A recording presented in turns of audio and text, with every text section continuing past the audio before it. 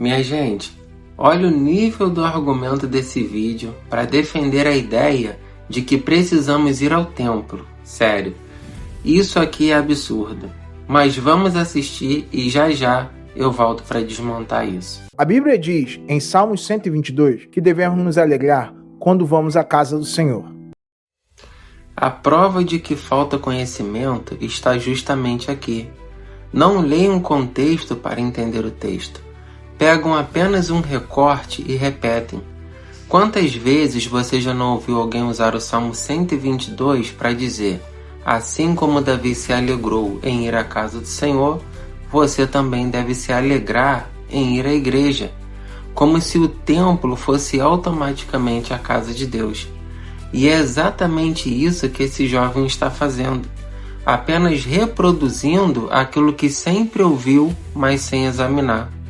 Porque se tivesse o mínimo de conhecimento bíblico e histórico, saberia de algo básico. Quando Davi escreveu esse salmo, o templo ainda não existia. O primeiro templo foi construído por Salomão, depois da morte de Davi, como vemos no livro de 1 Reis, capítulo 6. Ou seja, Davi não poderia estar falando de algo que ainda não existia. Mas o mais grave nem é isso. O mais grave é não entender o próprio texto que citou, porque ele para no versículo 1, mas o versículo 2 explica: pararam os nossos pés dentro das tuas portas, ó Jerusalém. Ou seja, a casa do Senhor ali está diretamente ligada à cidade de Jerusalém, o centro da adoração daquele povo, e não a um templo como conhecemos hoje. Então a pergunta é simples: o que um templo evangélico moderno tem a ver com Jerusalém naquele contexto? Nada. Essa associação não vem do texto, vem de uma interpretação construída e repetida, mas que não se sustenta quando você lê o contexto. Mas o templo é a casa de Deus? Deus mora dentro das quatro paredes? Todo mundo sabe que não. Atos, capítulo 17, diz que Deus não habita em templos feitos por mãos humanas.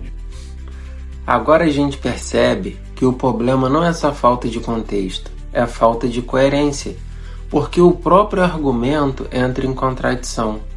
Em um momento, ele reconhece algo que é claramente bíblico, que Deus não habita em templos feitos por mãos humanas, como está em Atos dos Apóstolos, capítulo 7, versículo 48, mas no momento seguinte, constrói toda a linha de raciocínio como se o templo fosse de fato a casa de Deus.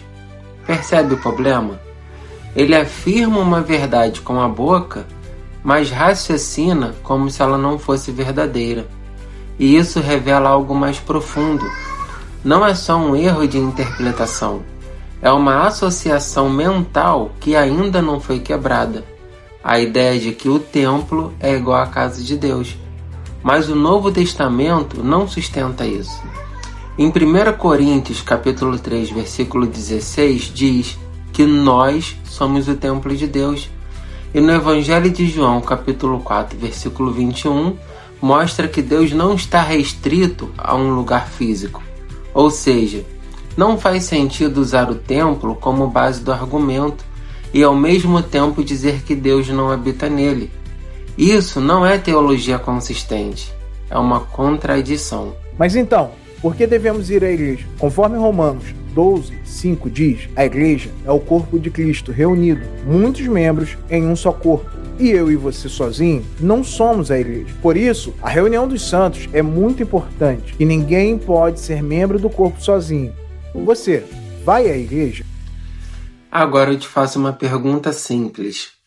Quando Paulo estava preso, totalmente isolado, sem poder se reunir fisicamente com os irmãos, como vemos, por exemplo, em Atos capítulo 28, ele deixou de ser igreja? Claro que não.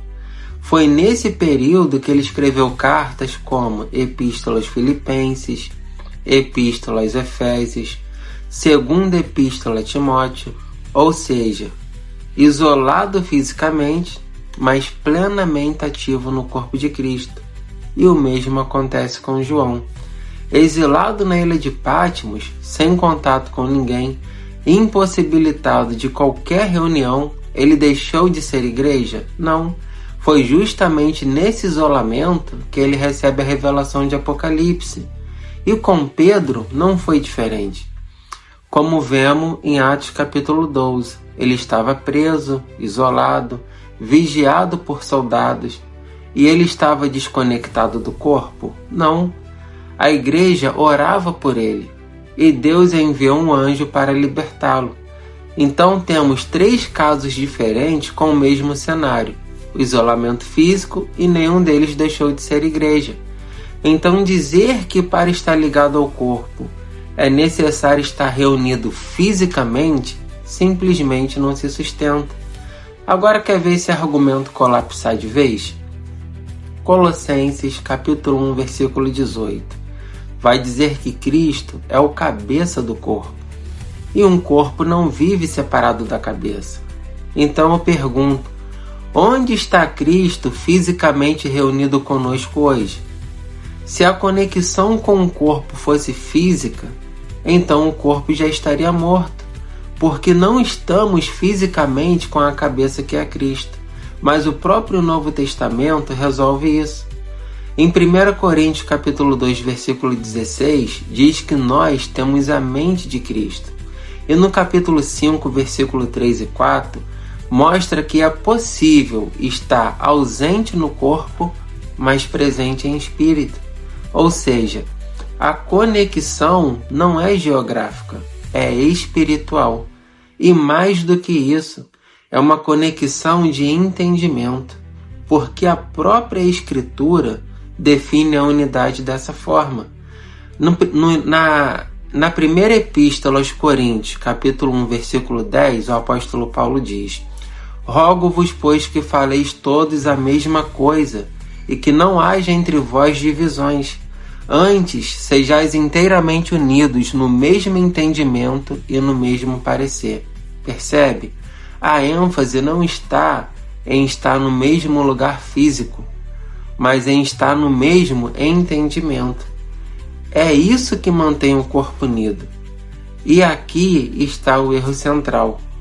Pegar um texto como Romanos, capítulo 12, que usa uma linguagem figurada, falando de corpo, de membro, e tentar transformar isso em uma exigência literal.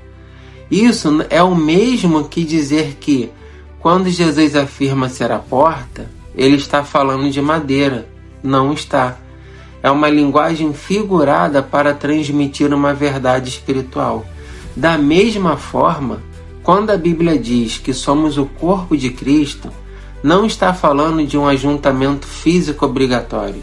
Está falando de uma unidade espiritual em Cristo. A igreja não é um lugar onde você vai. É uma realidade espiritual da qual você faz parte. Se esse vídeo fez sentido para você, se abriu a sua mente para enxergar o texto além da tradição, então já deixa o like, porque isso ajuda o vídeo a alcançar mais pessoas. Comenta aqui embaixo o que você achou. Eu quero muito saber a sua opinião. E se você quer mais conteúdos como esse, refutando argumentos e analisando a Bíblia com profundidade, já se inscreva no canal e ative o sino para não perder os próximos vídeos. Aqui não é achismo, é Bíblia com contexto.